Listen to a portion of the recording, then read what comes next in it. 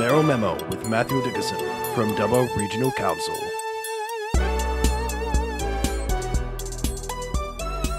"13 minutes away from 8 in the morning.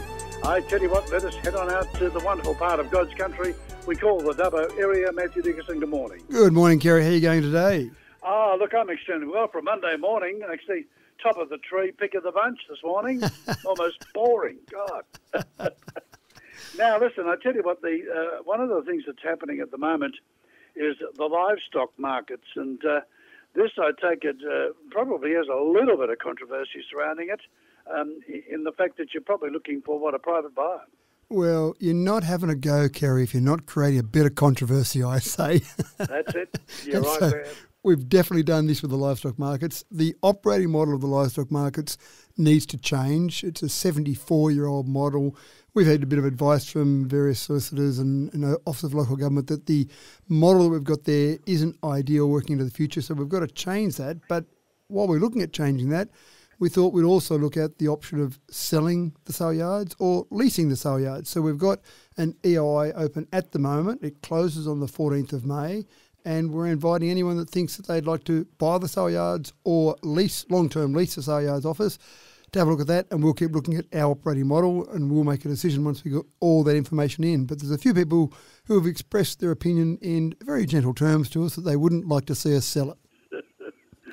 I tell you what, I'm glad you're doing that, not me. Hey, listen, the other thing that happens too, and I always find this fascinating, particularly out in the west of the country, is in the fact that, new residents in the area, but also not only that too, in a combination of new residents plus new citizens, it really is moving along, isn't it? Yeah, it is. And there's a couple of things there, Kerry, worth mentioning. The 22nd of May is our next new residents night. So this is a night that we have for anyone that's moved to Dubbo over the previous 6 months or so. We have them every 6 months, and it's a free night. We put together a number of different community groups, whether it be Rotary clubs or sporting groups, to say, get involved in the community. We welcome you with open arms. And they might have been people that have moved from 100 kilometres away or 5,000 kilometres away. But during last week, we had another citizenship ceremony. We've had to move these closer together, Kerry, because we're having they're getting too large. They were losing a bit of their personal touch. So we have these about every 2 months now. And what I find fascinating, Kerry, it's been 11 years since I did my first citizenship ceremony. 11 years ago, people were mainly from the UK, New Zealand, maybe a few Americans and Canadians, and maybe one or two people from the Asian subcontinent. Now, you get an idea of the people in order where they came from last week. Nepal was the number one country, India number two, the Philippines, Iran, New Zealand, the Macau Special Admin Region, Russia, and way down the bottom, Vietnam, then the UK. So it's certainly changed quite dramatically, those people, where they're coming from.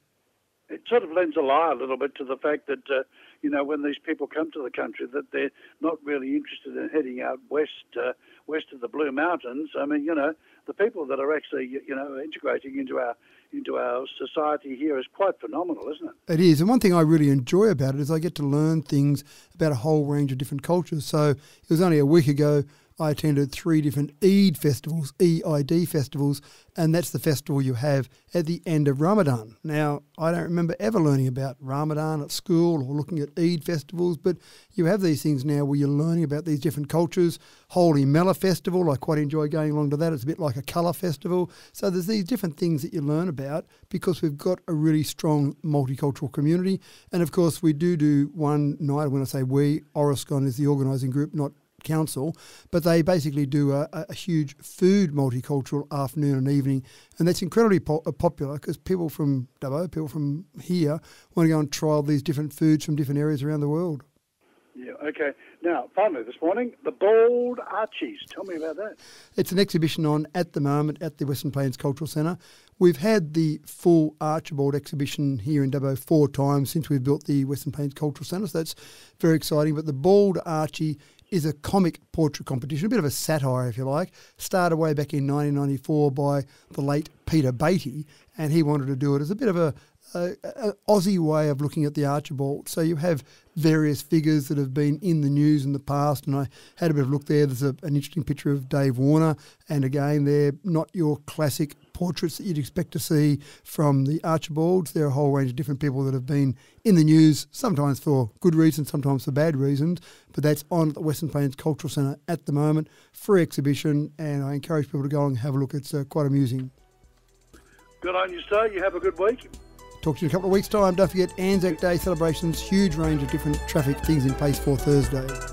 Yeah, okay, big day Thursday. Thank you for that.